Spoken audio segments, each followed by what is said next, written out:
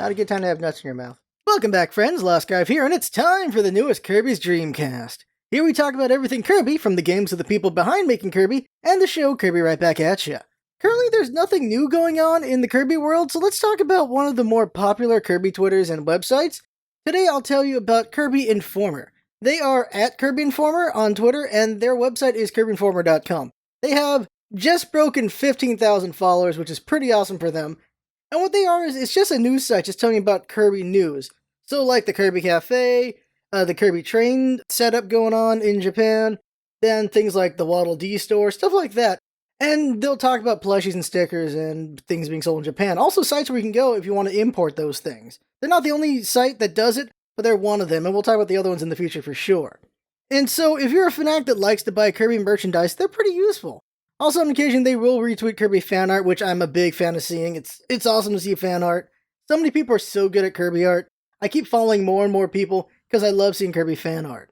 So also, if you know any great Kirby fan sites or Twitters, let me know so that I can follow them as well, or bookmark them. It'd be great to see more Kirby things because that's just awesome for me, and I can share it so it'll be awesome for you too.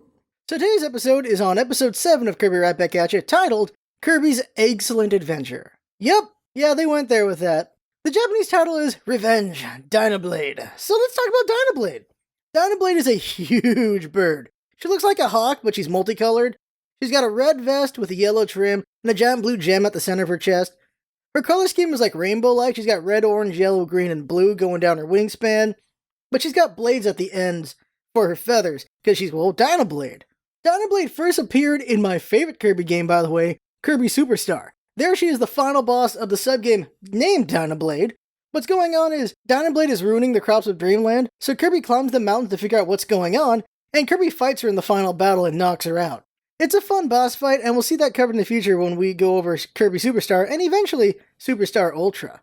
After knocking her out, though, Kirby discovers her chicks and realizes she's trying to feed her babies. That's all she's doing. She's been stealing the crops to feed her kids. So Kirby takes them and feeds them himself using wispy apples, because that's an endless supply, so that's great right there.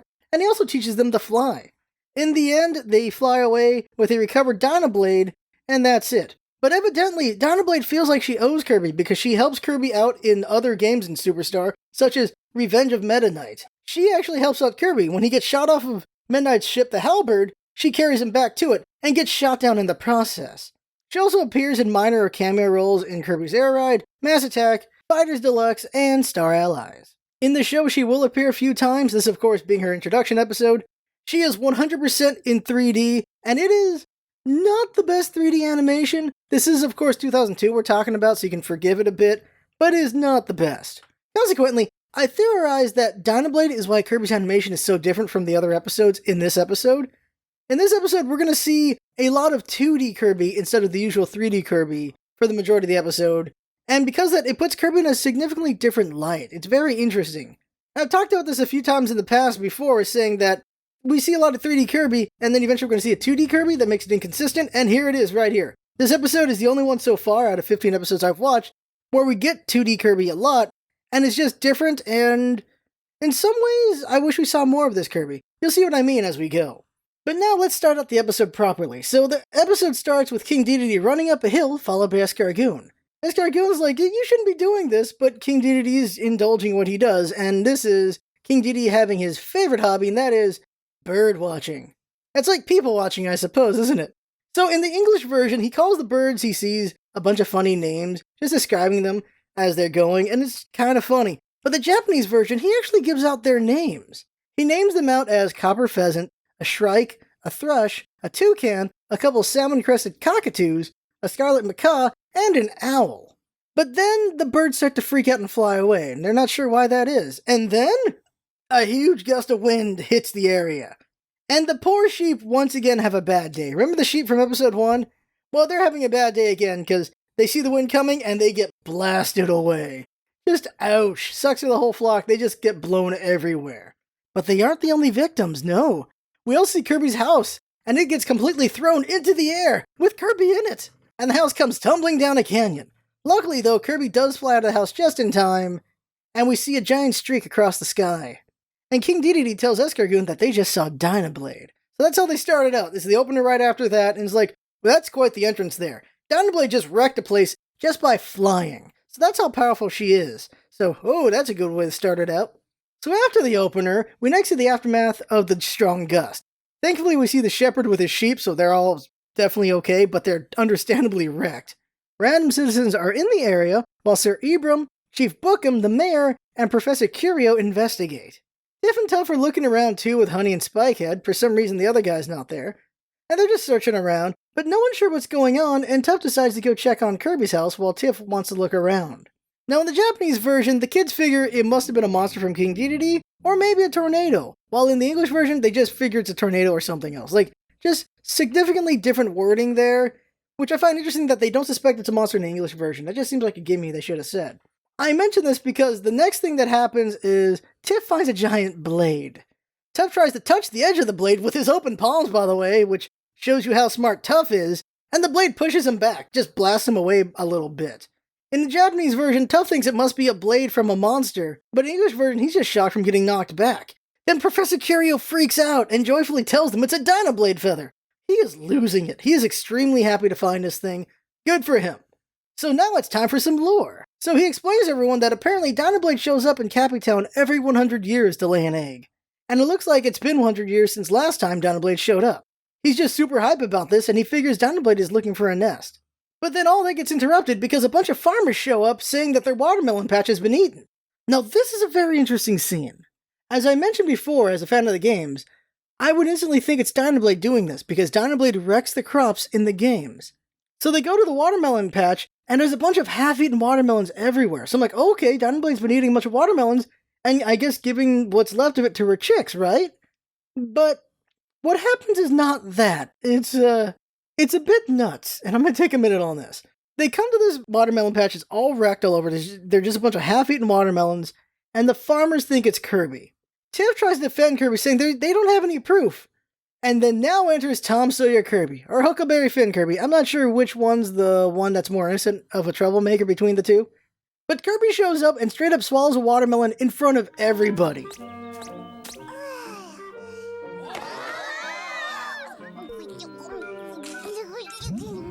In this episode, he's going to be a little mischievous. Like, he's just carefree doing whatever he wants. And here's the first thing he does. He just comes over and just eats a watermelon in front of everybody. And the farmers get mad and they run after Kirby. But here's the weird thing that we see next. They cut to Kirby with a half-eaten watermelon. He's taking a bite out of a watermelon. This blows my mind, because Kirby doesn't bite things. He eats them whole. Kirby doesn't have teeth. We have never seen Kirby with teeth in any game, unless there's a power that gave him teeth at some point, which I don't remember. We've never seen Kirby with teeth. Kirby doesn't bite. Kirby swallows. That's all he does. He's like a duck. He just eats it whole. But somehow, he half ate all these watermelons, which is also weird, because Kirby doesn't half-eat anything. Kirby devours everything. So why would he leave this watermelon patch wrecked is another question right there. And just comes a theory for me that this is just because, well, they had to just do a bunch of anime and they need to give a reason why Kirby would be in trouble, and they did this, which is just weird. They could have just had the whole patches just missing, because Kirby ate it all. They could have had that instead. So it's a very odd episode for me, because there's things like, oh, this could be an amazing reference, but it's actually not a reference at all. It's something else. Or maybe it was, and then they used that to fake you out, where they're like, oh, maybe Dynablade, but no, it's actually Kirby. I guess that's what it could be. It's just weird, though, because it's just a good reference, but it's not that. So we're starting to see 2D Kirby here. We're going to see 2D Kirby for the most part until he meets up with Donna Blade. So the farmers are chasing after Kirby, and Kirby's like, oh, snap, and then runs away. Now, here's the thing about this. Because we're getting a lot of drawn 2D Kirby, we get a bunch of expressions out of Kirby. When Kirby swallowed the watermelon, it was in 2D too, and that's why we get a different expression. Like, if it was 3D Kirby, he'd swallow the watermelon, and then he'd just have a smile, and that'd be it, and it'd just be like the usual standing Kirby.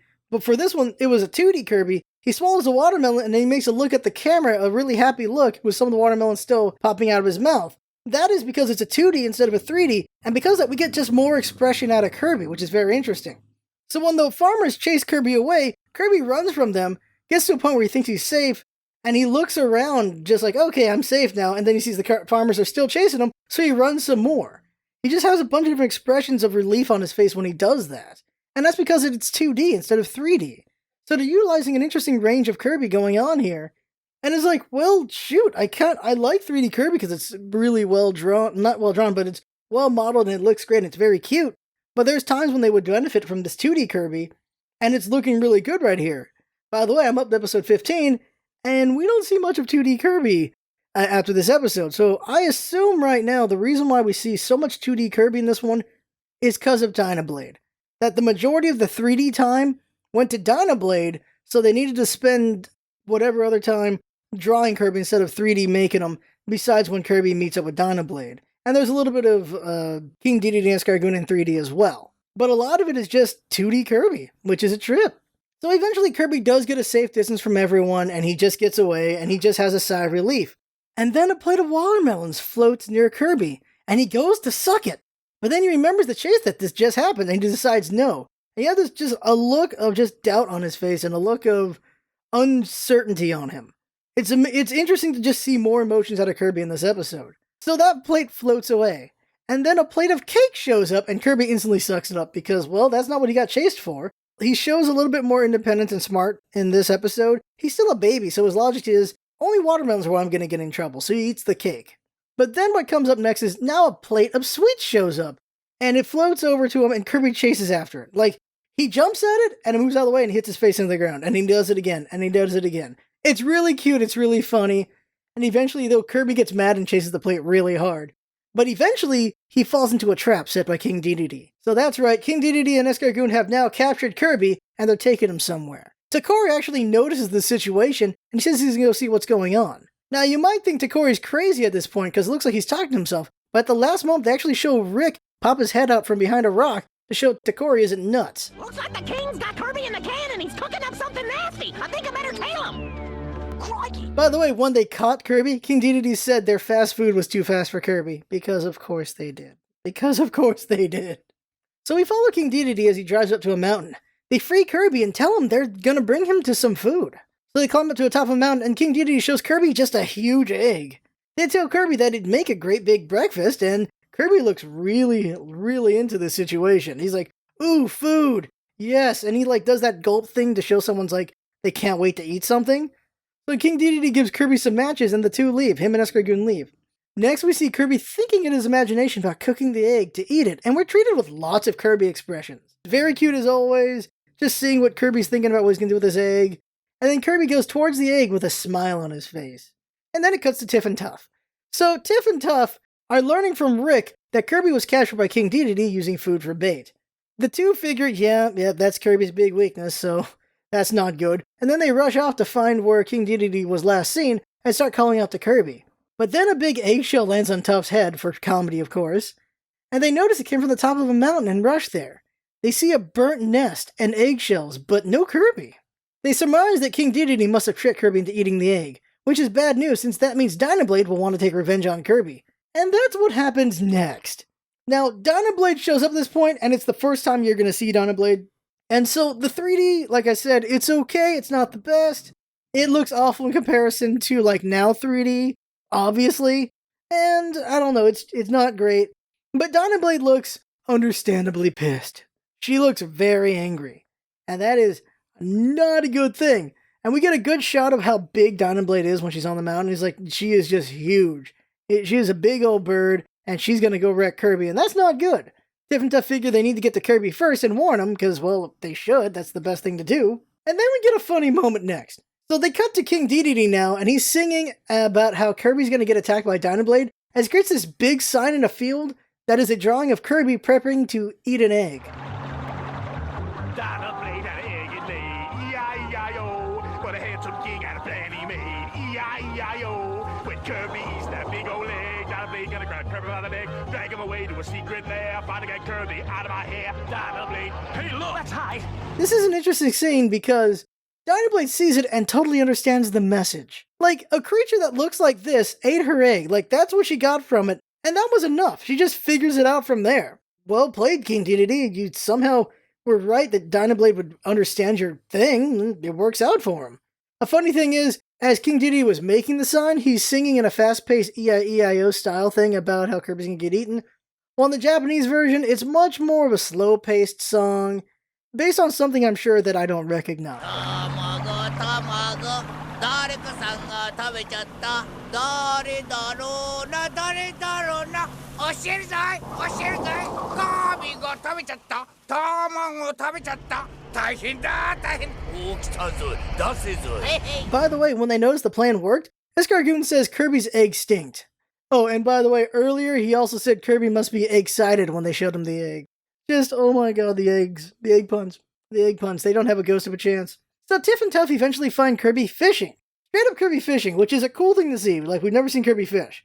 So we see Kirby catching fish and putting it in a basket instead of eating it immediately. And it's cute, but it leads to a question. Why is Kirby putting fish in a basket instead of eating it? It's very odd. Like, I have one theory as to why they're showing him doing this, but it's also possible that the animation people were like, just showing him fishing, not realizing that Kirby just eats things immediately. Unless it's the first thing, and I'll mention that later. Something to note is that Kirby's on a coast, and there are banana trees where he is. This will be important later as well, and I didn't notice this until like the third viewing, and it makes perfect sense later on in the episode when you see this. So, the two surprise Kirby and berate him about his gluttony. Kirby doesn't really understand their anger and goes back to tending to his fish when Dynablade shows up. Now things are going to get pretty bad for Kirby. Dynablade instantly swoops in for the attack. Her strong wind pushes Tiff and Tuff out of the way, good for them, and Kirby notices Dynablade and is understandably very scared. Kine shows up of all people out of the water and tells Kirby to run. Run, Kirby, run. This is the weird thing about Kirby. He's very independent. Like, he wanted to go fishing on his own. He wanted to do all these things on his own. But now Kine's got to tell him to go run, which seems very obvious. That's what Kirby should be doing. But that's what he does. Kirby goes and runs, gets away from Dinoblade. Eventually, Dinoblade dives and attacks Kirby, and he barely dodges her. We're then treated to Kirby repeatedly dodging Dinoblade and thinking he's safe for some reason. The same thing with the farmers. He'll get away from her, thinks like, okay, I'm okay. And then she shows up and he's like, oh crap, wait, I'm not okay. It's like a weird game of peekaboo with Kirby. That's what it is right there. He is a baby, so baby logic, I suppose. But that's what's going on. So after the first dodge and he thinks he's safe, he runs up a hill and dodges again. And Dinoblade just destroys the hill through just bashing into it, going after Kirby. So Kirby then runs down the hill, what's ever left of it, and he thinks he's safe again. And then Dinoblade chases him again and crashes into whatever's left of that hill. Dinoblade is destroying things through brute force trying to kill Kirby. Not good times for Kirby at all. And eventually she attacks him again. And Kine is telling Kirby to watch out, which leads to Dinoblade actually going after Kine. Which, Dynablade's got some aptitude to her on just figuring things out. It's very interesting. But then Kine realizes, wait, Dynablade can't go into the water, so he tells Kirby to jump in. And we're treated to another weird lore mistake. Kirby dives into the water and holds his breath, but he can't hold it forever and eventually surfaces. What's weird about this is, in the games, Kirby can be underwater indefinitely, and he will also do so in a later episode as well. That's very odd. But thankfully this time when Kirby surfaces, Dynablade doesn't notice him and he's able to finally get away. And then we cut to Cappy Town citizens talking about how Kirby's been eating a lot again, and this time he ate Dynablade's egg, so he's in big trouble now. Like the town found out. Who told the town is the question. I suppose Tiff and Tuff did? Like while Kirby's been getting chased, they told the town, and so now the town knows? Unless King Dedede told them, which I don't know why he would. But so everyone's just like, okay, Kirby ate the egg, they know bad things are going to happen to the town if Kirby comes here, so hopefully Kirby doesn't show up. And for some reason, Chef Kawasaki's selling Dynablade noodle bowls, because of course he is. There is a scene that's cut from this, and that is Chief Bookum. He has his gun out and he shoots to the sky saying he's prepared to fight Dynablade. That's cut out, of course, for the 4Kids version, because, you know, gun violence. But then Kirby does show up at the town, and Dynablade's wind gust destroys the town. She just destroys the place as she's attacking Kirby. And a scene of Chief Bookum shooting his gun and getting blown away was cut as well there. People are just mad at Kirby because, well, the town's getting destroyed because of Kirby, and, well, that's not very good. And, yeah, this town totally got wrecked because of Kirby. That's just what happened there. It got wrecked because of Kirby, and the town's going to keep getting wrecked because of Kirby. I don't know how many times it's going to be. If we want to keep count, we should have done it already, but I don't know. It's just going to be a big number at the end.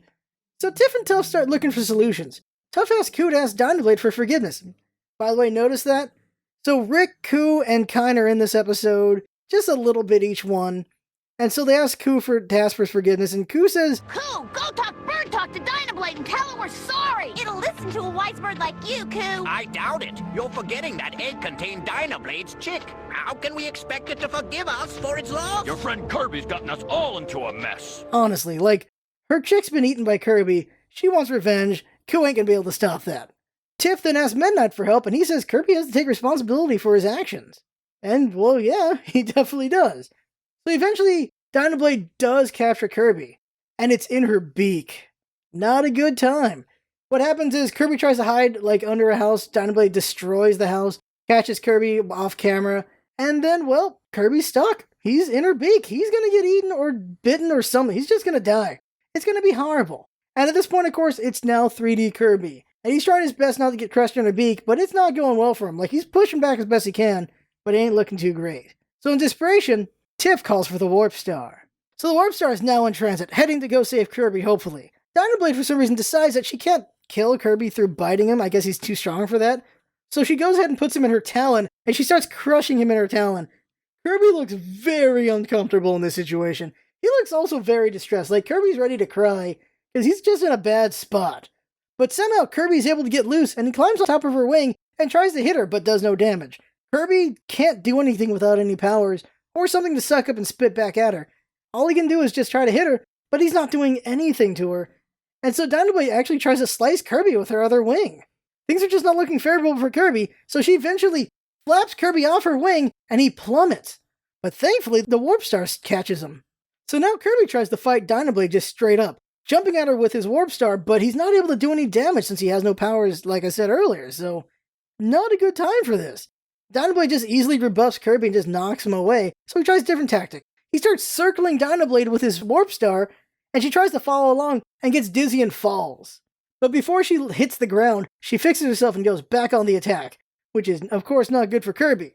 Tiff tells Kirby to suck up Dynablade, because that's the right thing to do that never works on the huge enemies.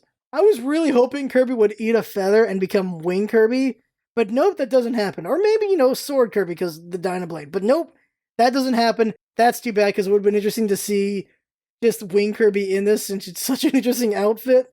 Also, my favorite power to use against Dynablade in the games was Wing Kirby because it's like bird versus bird kind of fight. So I like doing that. But no, we don't get that. Kirby's not able to suck her up.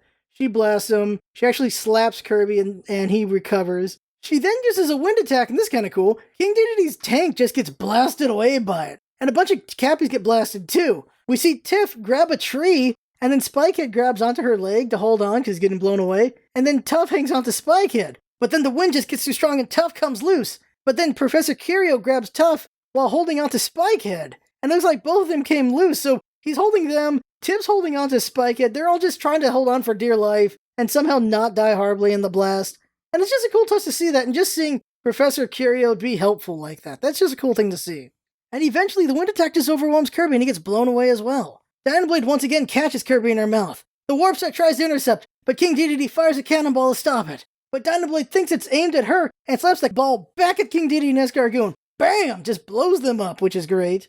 And then the Warp Star slams right into Dynablade, hitting her right into the gem that's on her chest, and it makes her drop Kirby from her mouth. And Kirby falls into the water near the coast. So, this isn't a very intense moment, this situation going on for Kirby. And we're nearing the end of the episode. So much has happened right here. It's interesting how this episode's been going. Like, it's just this one big moment that's happened for the most part. Just Kirby trying not to die by Dynablade. That's really what's happened for the most part besides the setup at the start. And we're coming to the exciting conclusion of this whole thing right here. So Kirby fell into the water on the coast. Everyone's worried. They go to find him, and he's survived, and he's back on the coast with everyone. And they have a happy reunion. But Dynablade's gonna be back, and she is. She comes back and attacks Kirby once again. Kirby runs away once again as well. And he's looking at Dynablade as he's running, and he misses his footing, and he trips and gets stuck in a crack on the shore. And so he's stuck. He can't go anywhere.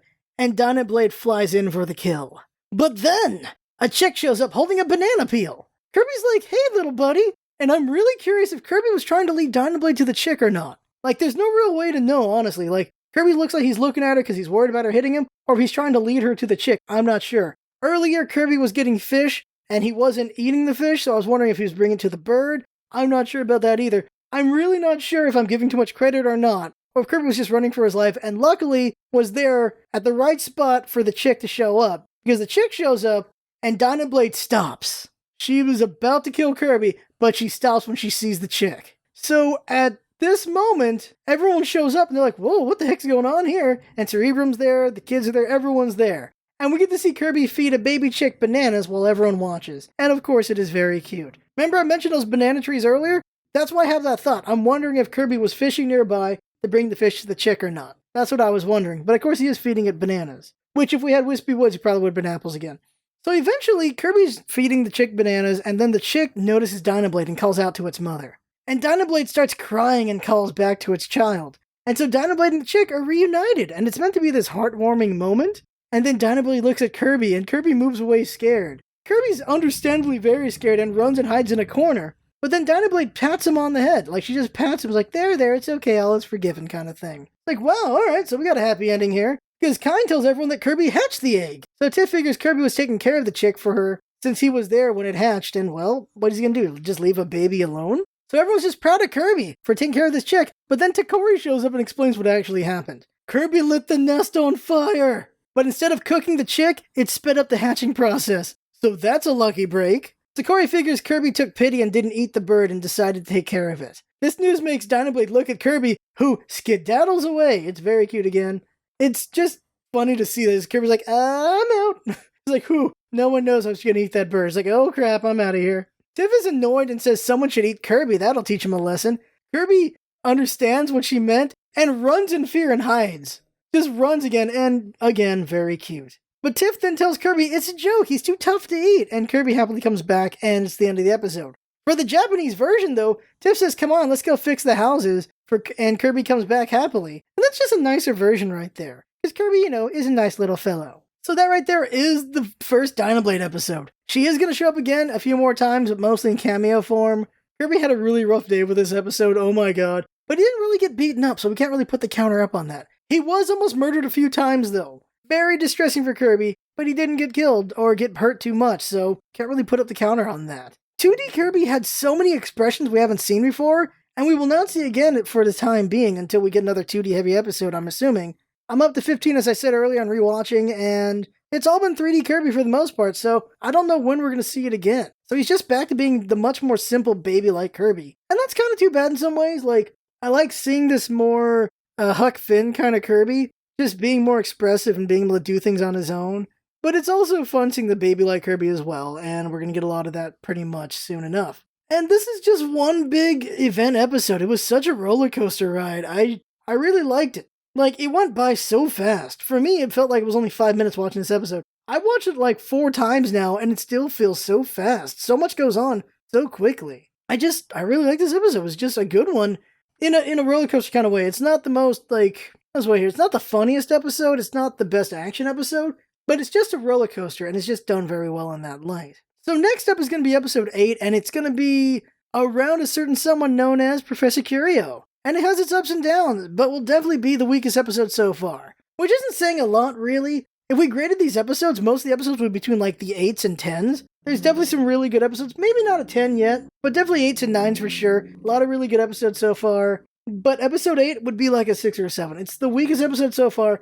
Still has some comedy to it, still has some interesting stuff and lore going on. But it's not as good as what we've had so far. But that's not saying it's not a good episode. It's just not as good as the others by comparison. But after that, going to be a lot of amazing episodes coming up. And since I'm up to 15, I'll tell you right now, 9 through 15, all very good episodes. 15 is probably the best episode so far. So we're having a pretty bright future going forward so far with the show. And hopefully around episode 10 will be when we do Kirby's Dreamland, the first game. And then maybe every 10 episodes we'll do another one. Or I speed it up and get more going. We'll see. It depends on how time goes and everything. But let's end this out right now. So that right there is the end of this episode of Kirby's Dreamcast. As always, if you have feedback, please let us know what you like and don't like. And remember, you can find us on YouTube and Podbean. The YouTube version has some extra visuals to it with clips and from the show on occasion. When a gaming episode rolls out, though, there'll probably be a lot more gameplay footage in there just to watch while listening to me talk. But hopefully I'll be able to describe the levels pretty well as well in podcast form, too. If you're enjoying the podcast and got all the way to the end, please share with other Kirby fans. The more of us having fun with the podcast together, the better. I had a lot of fun talking, and I hope you had a lot of fun watching and or listening. That's what it's all about, isn't it? Having fun. Thanks for coming by, and see you next time.